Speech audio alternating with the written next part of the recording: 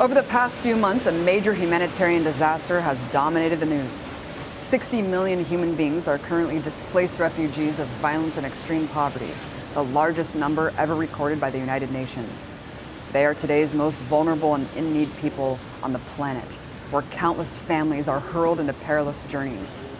So how is the media drawing attention to this deep crisis for our sisters and brothers around the world?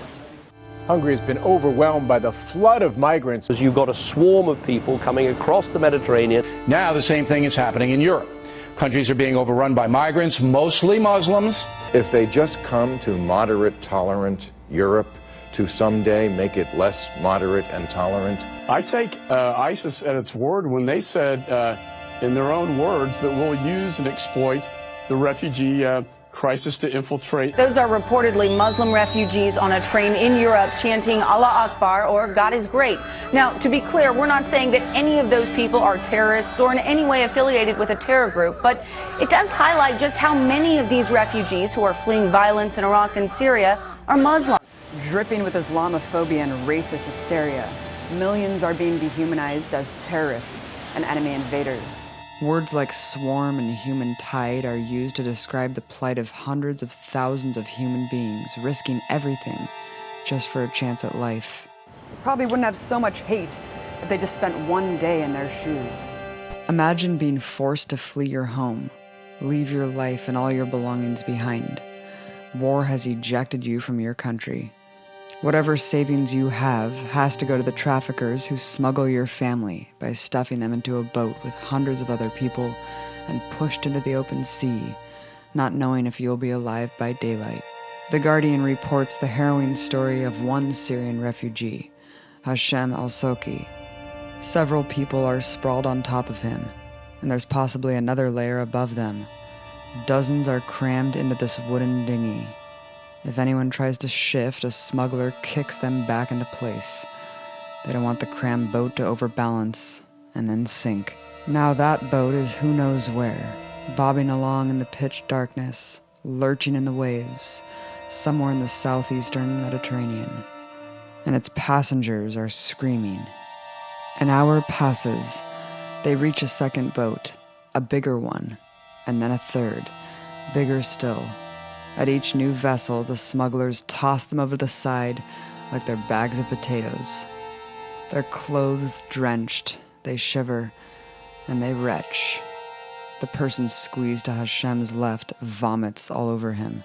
He looks up and realizes everyone's clothes are caked in other people's vomit. Some don't ever make it to the boat. One Syrian refugee, Abu Adnan, was forced to stay in a room with 30 people for 20 days, waiting for the smugglers to direct them. When they finally did, they were robbed, beaten, and raped. Hundreds of thousands of people attempt the treacherous and dehumanizing journey every year to escape death in their collapsed countries. A horrifying amount die in the process. It's hard to comprehend the scope of the tragedy when you look at the sheer numbers of people losing their lives.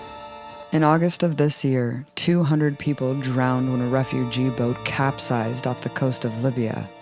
Just 4 months prior, in April, another overcrowded boat sunk, killing 400 migrants fleeing violence in Libya. Not even a week later, a devastating 850 people perished after another boat capsized in Libyan waters, marking the single worst disaster involving refugees traveling across the Mediterranean. These tragedies are anything but isolated, and the bodies keep piling up. According to the International Organization for Migration, in 2014, up to 3,072 migrants are believed to have died in the Mediterranean, compared with an estimate of 700 in 2013. Globally, IOM estimates that at least 4,077 migrants died in 2014, and at least 40,000 since the year 2000. Many deaths occur in remote regions of the world and are never recorded. Some experts have suggested for every dead body discovered, there are at least 2 others that are never recovered. 2015 will break the record of deaths at sea by hundreds, if not more. According to the UN Refugee Agency, at the time of this broadcast, over 690,000 refugees have crossed the Mediterranean, a 40% rise from the previous year. But it's not just the possibility of drowning at sea. It's also suffocating on land. In August, 71 refugees' suffocated bodies were found stuffed like cattle inside of a trailer truck in Austria, callously left by human smugglers profiting off the exodus. Trying to avoid the open waters, hundreds of people are even perilously riding bikes to Europe, across the frozen Arctic. However, crossing borders is not a difficult journey for all migrants. I spoke to Atossa Abrahamian, journalist and author of the Cosmopolites, a book about the lucrative market of global citizenship. There's a very different class of individuals who have a significantly easier time crossing borders than the migrants and the refugees that we're hearing about, and those are the ones called ultra-high net worth individuals. There are a number of immigration programs that exist pretty much tailor-made for this group of people who tend to have lots and lots and lots of money. Pretty much every Western country, every developed Western country has a program where wealthy people can either invest money in order to obtain a residence and work visa or buy citizenship outright. Cyprus and Malta are 2 countries that allow people to buy citizenship outright. It's not a very easy process. You have to jump through some hoops, you have to wait some time, but ultimately at the end of the journey, you've got a European passport with which you can do pretty much whatever you want. And it's not just people, it's banks too. Talk about entities like HSBC and the ability to move capital freely. Well, that's sort of the paradox of globalization. Capital can move freely wherever it likes without any visa restrictions. No one's asking dollars where they're coming from unless in very specific situations if they're, from blood, minerals, or from frozen assets. But every time a person crosses a border, they have to get a stamp in their passport, and that's the paradox. It's very easy for money to travel. It's very, very hard for people to travel. There's the stereotype of the migrant as being dependent, being needy, not fitting in, whereas rich people, they can fit in anywhere because there's usually a Ritz-Carlton that they can go hang out at or a fancy restaurant that they can spend a lot of money at. Of course, the crisis is nothing new. It's been going on for decades. Why is everyone paying attention now? In a sense, it's not a bad thing that this has made its way to the wealthy European countries, because until people started showing up in Germany, France, Western Europe, no one was really talking about the crisis in these terms. So if there's something good to take out of it all, it's that people are paying attention to the root cause of the problem, and that is the war in Syria. With all the attention, how much is Europe bearing the burden of this great crisis? As a whole, 85% of refugees in the world do not go to the EU. When refugees flee their own countries, most wind up with their immediate neighbors. Of the 15 million Africans displaced, most all stay in Africa. For the largest refugee population, Syrians, the majority are internally displaced, but nearly 4 million were living abroad by the end of 2014. So with all the fuss in Europe, let's see which countries are having to deal with this influx. 2 million are living in Turkey, over 1 million reside in Lebanon, 630,000 in Jordan, and 250,000 in Iraq, in stark contrast to around 400,000 residing in all of Europe. Amazingly, only 4 years ago, Syria housed 1.3 million refugees, over 6% of the country's population at the time, and 3 times as many refugees as all of Europe today.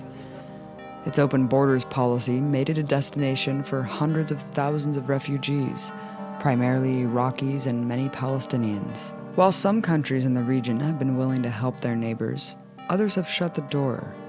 6 noble Arab allies, the royal dictatorship of Qatar, United Arab Emirates, Saudi Arabia, Kuwait, and Bahrain, have offered no resettlement to Syrian refugees. Israel has also insisted it will accept 0 refugees, opting to build an 18-mile fence alongside Jordan instead. Instead of helping refugees, European countries are building huge fences to block refugee routes. These police state measures do nothing but cause dangerous diversions, spilling more blood into the sea. In 2012, Greece built a giant razor wire fence to block refugees. Those cruelly diverted were then blocked by Bulgaria's new security wall. Hungary then closed its border with Croatia, having already blocked its border with Serbia. Almost every country in the region has ramped up border security or installed emergency measures to block travel altogether. If this death-defying journey was not enough, only more horrors await at their destination.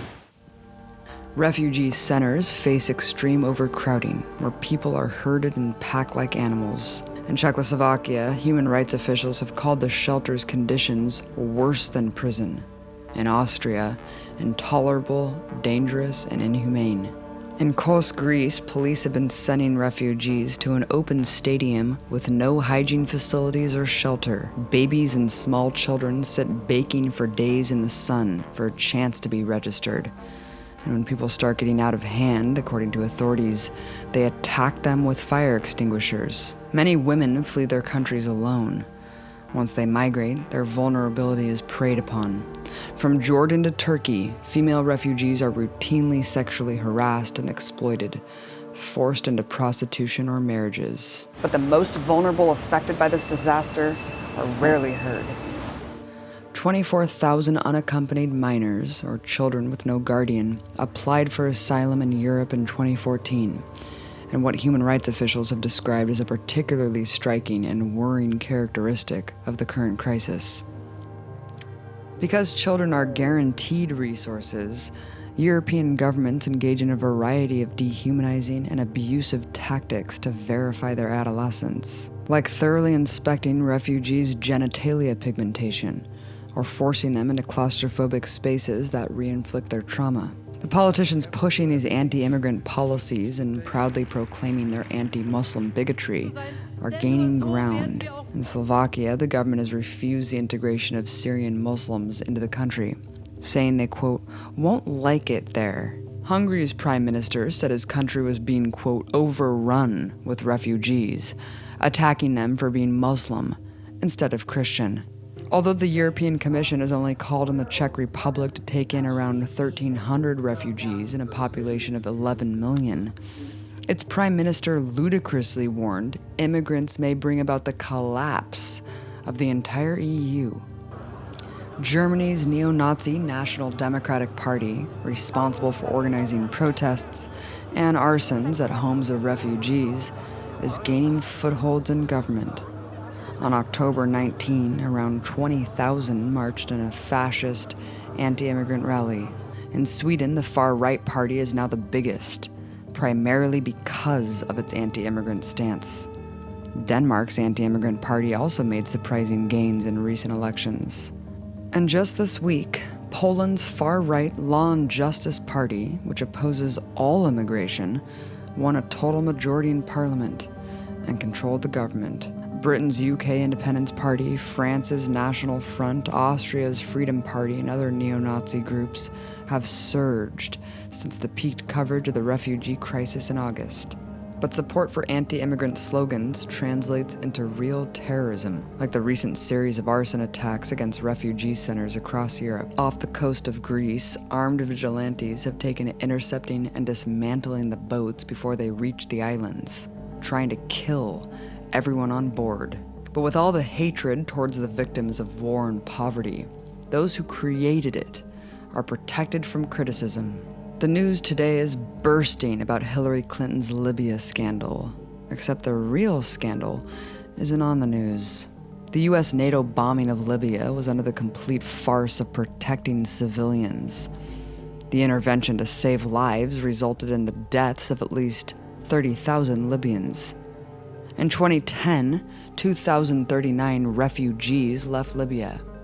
By 2014, as a direct result of the NATO war, an estimated 1 million Libyans were forced to flee. Entire cities, once flourishing, were destroyed by US and NATO bombs. The US conducted tens of thousands of strikes on civilian targets, including residential areas, government buildings, water supply, and electrical facilities. The freedom fighters who the US insisted should ascend to power have thrown the country into sectarian disaster. with no functioning government and widespread ongoing violence. But as Libyans fled, oil giants triumphantly bragged on the cover of Bloomberg just after the sick lynching of Muammar Gaddafi. The country that once had the highest human development index in all of Africa finally became an open market to be devoured. Only the leaders of the operation that destroyed Libya and the financial giants looting it can be considered responsible for the 1 million refugees. Not only are they completely unaccountable, but they boast about it in front of the world. Afghan people make up the second largest refugee population in Europe and the world. For the past 35 years, millions of US taxpayer dollars helped make Afghanistan a leading country of origin for refugees, giving a lifeline of money and weapons to extremist religious groups that ended up conquering the country as the Taliban. In 2001, millions of Afghans began fleeing their homes, fearing the wrath of the US military. People who had absolutely nothing to do with the 9/11 attacks were carpet bombed and invaded. In Afghanistan, 3.7 million have been made refugees since the US invasion and occupation. The government backed by the US, who US soldiers are asked to die to keep in power, are corrupt warlords of the worst kind, responsible for violence and theft, causing more refugees. After having the great misfortune of being born in a strategically valuable region of the world, the people of Afghanistan have been trampled into one of the poorest countries in the world, and the second most impoverished in all of Asia. The decision by the US elites to keep a guaranteed magnet for war is a sentence of fear and danger on all innocent Afghans who happen to live where the US decides to plant a base. While the US government is spending $218 million a day on the war in Afghanistan, it is exempt from responsibility or compensation for the misery it's created. A large number of EU countries, especially ones who complain about refugees, have also sent military support for the occupation. Since the US invasion and occupation of Iraq in 2003, 5 million Iraqis, an insane 20% of the population, became refugees, fleeing gross human rights violations. On top of the Bush administration launching an illegal invasion and occupation of Iraq, it also unleashed WMDs against the civilian population. It's well documented the use of white phosphorus, cluster bombs, and other internationally banned munitions on civilians. The US also terrorized the population with its torture chambers. According to a 2006 UN report, bodies of dead detainees often bared signs of severe torture, including acid-induced injuries and burns caused by chemical substances, missing skin, broken bones, missing eyes, missing teeth and wounds caused by power drills and nails. Stories of these horrors alone would lead to thousands of people fleeing the country out of fear of being arbitrarily arrested and tortured. The US occupation also intentionally divided Iraq along ethno-sectarian lines. This forced shredding of the country is the main cause of today's ISIS disaster. Millions fled this horror.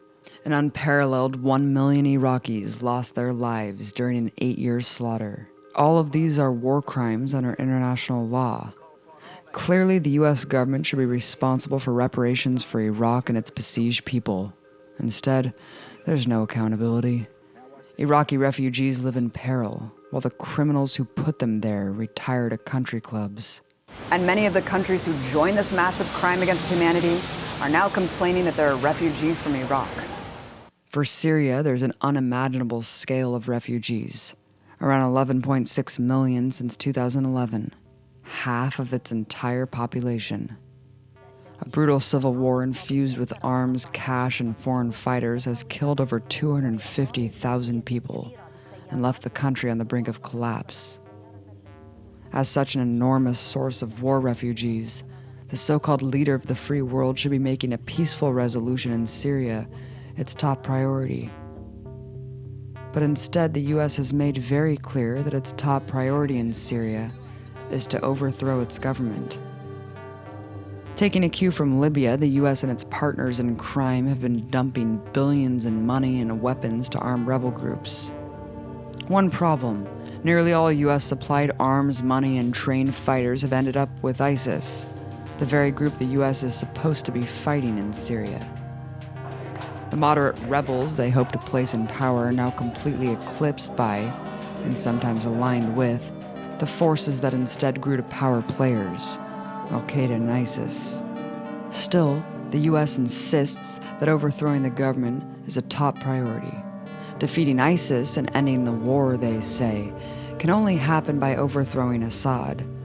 What they don't say is who would take his place. The Syrian people suffer unimaginable misery as the empire dumps money and guns into a nonsensical plan, allowing its allies and crazy ideas to strengthen ISIS. Its policy of regime change can only succeed in creating more war and chaos on the ground. The World Bank and IMF can cause enough despair to mirror a war zone. Among the top refugee countries, 6 out of 10 are in Africa, including Somalia, Sudan, and Eritrea. After liberating themselves from centuries of European colonialism, in the 60s and 70s, Africa's small farmers became self-sufficient and started exporting hundreds of thousands of pounds of food. But the World Bank and IMF's structural adjustments forced on the people of Africa led to a period of low investment, increased unemployment, and reduced social spending. Profit-making measures for big corporations decimated Africa's agricultural system. Today, the continent is known for famine and hunger. It must import 25% of its food. Refugees from Eritrea seeking asylum in the EU increased threefold in 2014. The main thing they're fleeing is the soaring cost of food. I sat down with Professor Saskia Sassen, sociologist and expert in human migration. I think that we have had many different phases in the history of migration.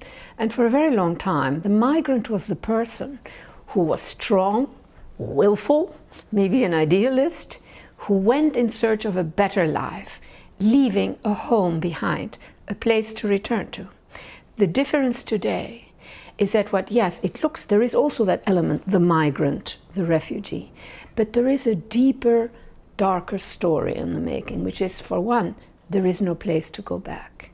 To keep on using the language of migration in this circumstance doesn't help. It's a quick shorthand, and it's a good word. But I think that we're seeing, in my reading, the beginning of a whole new phase that really has to do, one language I like to use is with a massive loss of habitat. They are not migrants in search of a better life. These are people in search of bare life, the bare essentials of life. There is so much despair, so much loss of options in some of these countries. And the United States had some role in that, by militarizing conflicts, the way they have handled the drug trade. So in the case of Central America, it's a desperate fleeing. And that is not a migrant. That is something else.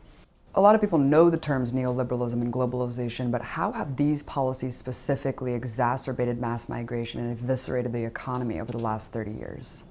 Economic interventions by powerful actors from all over the world, in particular countries, have eliminated survival options. We're talking very modest livelihoods, but they were real lives, So for instance, if you consider, this is for me a big issue in this whole story, that in the last 5 years, about 220 million hectares of land were bought, especially in Africa and in Latin America, sub-Saharan Africa, or acquired, is the proper language here, but they really were bought by about 15 governments and by about 100 firms. What happens when these actors acquire rural land? For starters, they evict all the smallholders, the small agricultural. These people are pretty poor and modest lives, but they had real lives. So they are thrown out. When they are thrown out, they also throw out sort of cultures of knowledge about how to make Earth have a long life, rather than killing it with pesticides and fertilizers. Secondly, they evict faunas and floras. A plantation means you go back to ground level, and then you deploy so many toxic elements that even those who are not affected directly feel that their land is poisoned, their water is poisoned by too many, chemicals.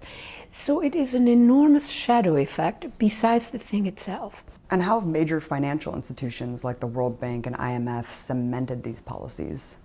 I do think that these restructuring programs actually have destroyed a lot of these local economies. And I've always been stunned by a fact that is rarely mentioned. If you look at what was happening in the 60s, especially Africa, when the colonial wars of independence succeed, and you have a whole new generation, brilliant people among them, I mean really great people. Most of the foreign investment that then comes after the wars of independence and you establish an autonomous state, invested in manufacturing. Mm-hmm. Manufacturing is the one sector in our economies that produces a vast, prosperous working class and a vast middle class. Today, all of that is gone. Today, most of the investment is basically in land, in mining, in water grabs, That means that a lot of the wealth is sucked out, and it engenders a very rich elite that doesn't have to do anything to be rich. It just happens that they are the elite in a country that has a lot of natural resources. Now, in that whole story, there are these massive loans that were made to all these countries, loans that those countries could never have paid. The origins of that, again, something that is rarely mentioned, comes from OPEC. When OPEC, this goes back to the 70s, when this extraordinary event happens where the oil-producing countries make a cartel and suddenly raise the prices of oil, there was a vast amount of cash that goes to the oil-producing countries. Now, they could have chosen to put all that cash literally beneath their beds, and we would not have had all kinds of things that happen, but they didn't.